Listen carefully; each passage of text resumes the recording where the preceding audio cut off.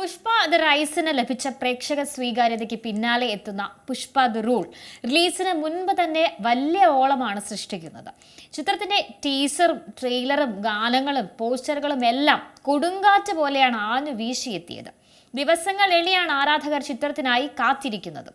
ചിത്രം box office collection റെക്കോർഡുകളെല്ലാം പൊളിച്ചെഴുതുമെന്നാണ് ആരാധകർ പറയുന്നത്.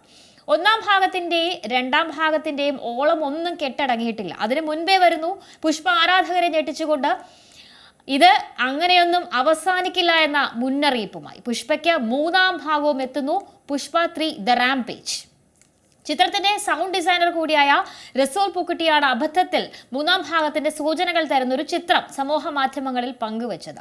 ഫോട്ടോയുടെ ബാക്ക്ഗ്രൗണ്ടിൽ പുഷ്പ 3 റാംപേജ് എന്ന പോസ്റ്ററാണ് സംശയം ബലപ്പെടുത്തിയത്. അബദ്ധം മനസ്സിലാക്കിയതോടെ പെട്ടെന്ന് തന്നെ പോസ്റ്റ് പിൻവലിച്ച് റസൂൽ പൂക്കുട്ടി തടിയൂരി. പക്ഷേ ചിത്രം കയറി വൈറലായിട്ടുണ്ട്. അതോടെ വാർത്ത നിഷേധിക്കാനാവാത്ത വിധം അണിയറ പ്രവർത്തകർ കുടുങ്ങുകയും ചെയ്തു. ഒടുവിൽ സംവിധായകൻ സുകുമാർ തന്നെ ചെറിയ സൂചനകളുമായി രംഗത്തെത്തി. പുഷ്പ 2 പ്രീ റിലീസിന് എത്തിയപ്പോഴാണ് ഇക്കാര്യത്തെക്കുറിച്ച് അദ്ദേഹം പറഞ്ഞത്.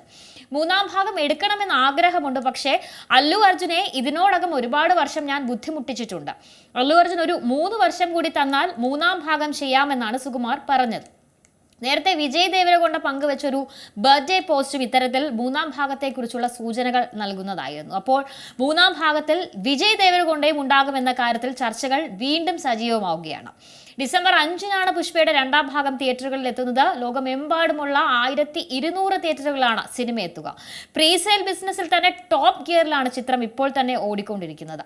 ആദ്യ ഭാഗം നേടിയ പ്രേക്ഷക സ്വീകാര്യതയും വാരിക്കൂട്ടിയ അവാർഡുകളും എല്ലാം അതിന്റെ കണക്കുകളെല്ലാം കാറ്റിൽ പറത്തി പുതു ചരിത്രം കുറിക്കുമോ പുഷ്പ ദ റൂൾ എന്ന് കാത്തിരുന്ന് കാണാം. ഏറ്റവും പുതിയ വാർത്തകളും വിശേഷങ്ങളും വിരൽ തുമ്പിലറിയാൻ സീ മലയാളം ന്യൂസ് എല്ലാ ഡിജിറ്റൽ പ്ലാറ്റ്ഫോമുകളിലും ലഭ്യം.